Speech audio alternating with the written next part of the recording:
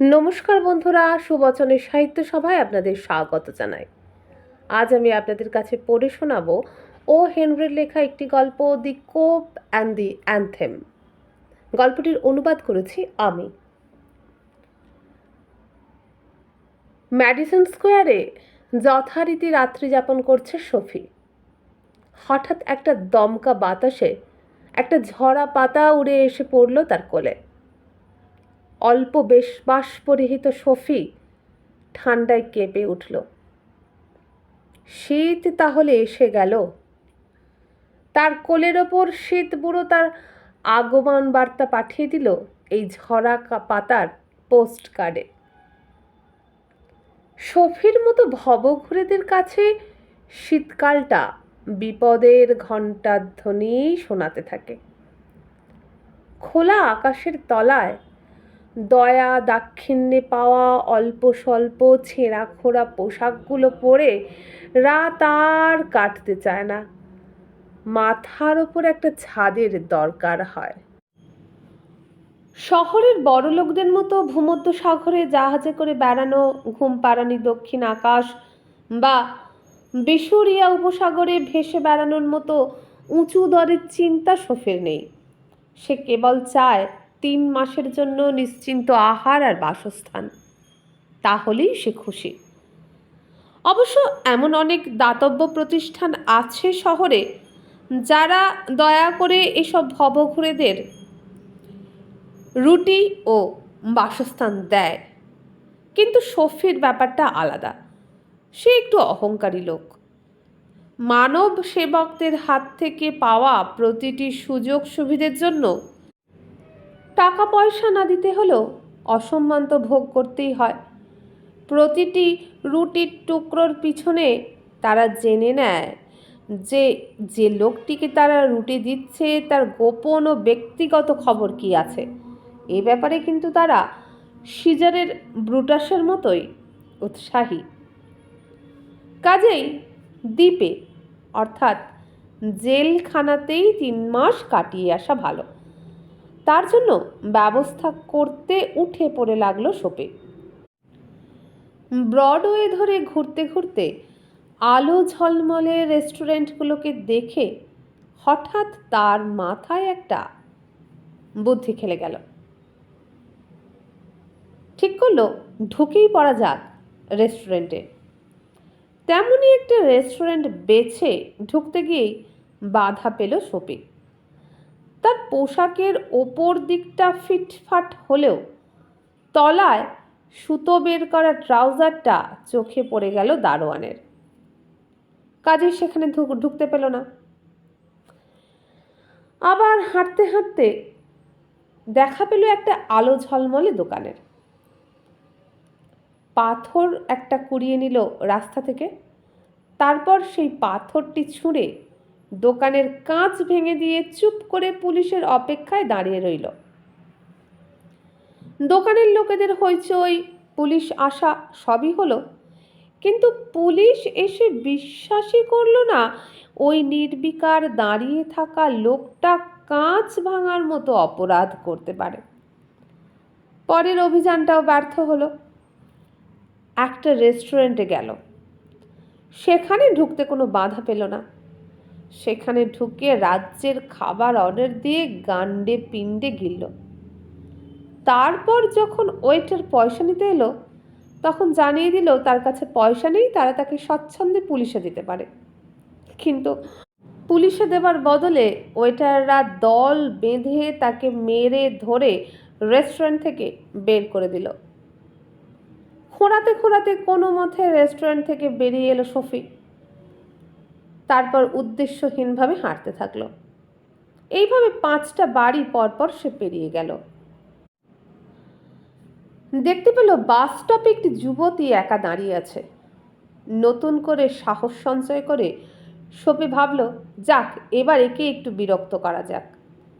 কাছাকাছি একজন পুলিশও আছে, একেবারে সোনায় সোহাগা। কিন্তু কপালটাই মন্দ। বিরক্ত করতে গিয়ে সপি নিজেই জালে ধরা পড়ে গেল। যুবতীটি বারবনিতা, খদ্দের ধরাই তার কাজ। শফিকে দেখেই সে নিজেই শফিকে টানাটানি শুরু করে দিল।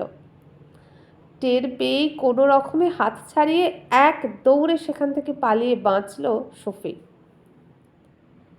এক ছুটে থামল যে অঞ্চলে, সেখানে অনেক আলো, অনেক হাসি, অনেক অচেনা আনন্দ। একটা ঝলমলে থিয়েটারের সামনে একজন পুলিশকে দেখে নতুন একটা কৌশল মাথায় এসে গেল তার। রাস্তার উপরে দাঁড়িয়ে চিৎকার করে মাতালের মতো আবোল তাবোল বকতে শুরু করলো। নেচে গেয়ে বকে আকাশ ভরিয়ে তুলল সে। পুলিশটি কিন্তু দূর থেকে তাকে লক্ষ্য করলেও এগোলো না তার দিকে। লাঠি ঘুরিয়ে মন্তব্য করলো, মনে হচ্ছে ইনিও হার্টফোর্ড কলেজ থেকে আগত মূর্তিমানদের মধ্যে একজন। আমাদের উপর অর্ডার আছে এদের ধরাধরি না করতে। নিরুপায় হয়ে শফি তার চেঁচামেচি বন্ধ করলো। পুলিশদের আজ হলোটা কি? চুরুটের দোকানের সামনে এক ভদ্রলোক চুরুট ধরাতে থামতেই শফি তার ছাতাটা নির্বিবাদে তুলে নিয়ে হাঁটা দিল চুপচাপ। চুরুট ধরাতে ব্যস্ত লোকটি দ্রুতপদে তার পিছু নিয়ে ছাতাটি দাবি করল। শফি তাকে একটু রাগতভাবেই বলল, ছাতাটা যদি আপনার হয় পুলিশ ডেকে আমায় ধরিয়ে দিন। উমা এই কথা বলতেই লোকটি ভয় পেয়ে স্বীকার করলো ছাতাটা সত্যি সত্যি তার নয়, সেও এটা তুলে এনেছে একটা রেস্টুরেন্ট থেকে। এটা যদি তোমার হয় ভাই তুমি রাখতে পারো, বলে লোকটি পিঠ টান দিল। শফি রাজপথ ধরে পূব দিকে হাঁটতে থাকলো। ম্যাডিসন স্কোয়ারই যদি তার শেষ আশ্রয় হয় তাহলে যাই, সেদিকেই যাওয়া যাক। রাস্তা ধরে হাঁটতে হাঁটতে একটি অস্বাভাবিক রকমের চুপচাপ জায়গায় পৌঁছে গেল শফি। হঠাৎ থেমে গেল সেখানে। সামনেই একটা গির্জা, কেমন যেন অদ্ভুত নিস্তব্ধ অগোছালো ধরনের গির্জা। বেগুনি রং করা জানলার ভেতর দিয়ে একটা নরম আলো ছড়িয়ে পড়েছে। আসন্ন রবিবারের জন্য ধর্মসঙ্গীতের মহলা হচ্ছে সেখানে। পিয়ানোর সঙ্গতে একটা মধুর সুরের মূর্ছনা শফির কান জুড়িয়ে দিল। মাথার উপর উজ্জ্বল নির্মল চাঁদ উঠেছে। গাড়ি ঘোড়া পদযাত্রীর সংখ্যা অল্প। ছাদের কার্নিশে চড়ুই পাখিরা কিচমিচ করছে। কিছুক্ষণের জন্য মনে হলো সে যেন তার গ্রামের শান্ত সুনিবিড় গম্ভীর গির্জার সামনে গিয়ে উপস্থিত হয়েছে। হঠাৎ তার পুরনো দিনের কথা মনে পড়ে গেল। দূর অতীতে অনেকবার সে শুনেছে এই সুর। তখন তার জীবনে মায়ের স্নেহমাখা হাসি ছিল, গোলাপের সুগন্ধ ছিল, উচ্চাকাঙ্ক্ষা ছিল, বন্ধু বান্ধবও ছিল, নির্মল পবিত্র একটা জীবন ছিল। শফির বর্তমান মানসিক হতাশায় এই পুরনো গির্জাটা আর এই অলৌকিক সুর তার অতীত স্মৃতিকে আকস্মিকভাবে জাগিয়ে তুলল। মনের মধ্যে একটা তীব্র আবেগ অনুভব করল শফি। নতুন করে সে প্রাণ শক্তি ফিরে পেল নিজের ভাগ্যের সঙ্গে সংগ্রাম করার।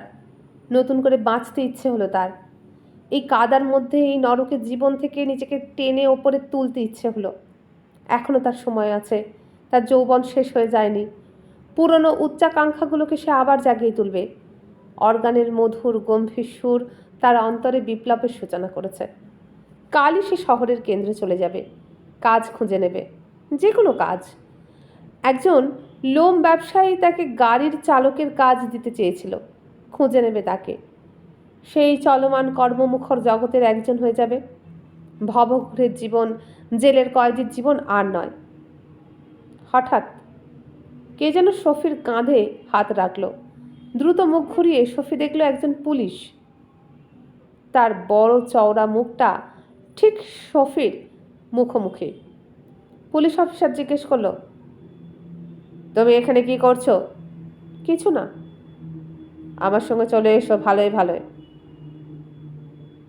পরদিন সকাল ম্যাজিস্ট্রেট রায় দিলেন শফির 3 মাসের জেল। বন্ধুরা, এখানেই শেষ হয়ে গেল আজকের গল্প O Henry the cop and the anthem. যদি ভালো লাগে অবশ্যই আমার এই ভিডিওটা বন্ধুদের সঙ্গে শেয়ার করবেন। আমার চ্যানেলে সাবস্ক্রাইব করবেন এবং পাশে থাকা বেল আইকনটি অন করে দেবেন নতুন কোনো গল্প দিলে তার নোটিফিকেশান পাওয়ার জন্য। আর যদি আরও এরকম গল্প শুনতে চান তাহলে এই ভিডিওর নিচে প্লে লিস্ট দিয়ে রেখেছি ও হেনরির গল্পের, সেখানে ক্লিক করলেও ও হেনরির সমস্ত গল্প পেতে পারেন, অথবা আমার চ্যানেলের হোম পেজে গিয়ে প্লে লিস্ট খুললে সমস্ত ধরনের গল্প পাবেন। তাহলে ডেসক্রিপশন বক্সের নিচে গিয়ে অ্যাবাউট চেক করলেও সমস্ত গল্প পেয়ে যাবেন।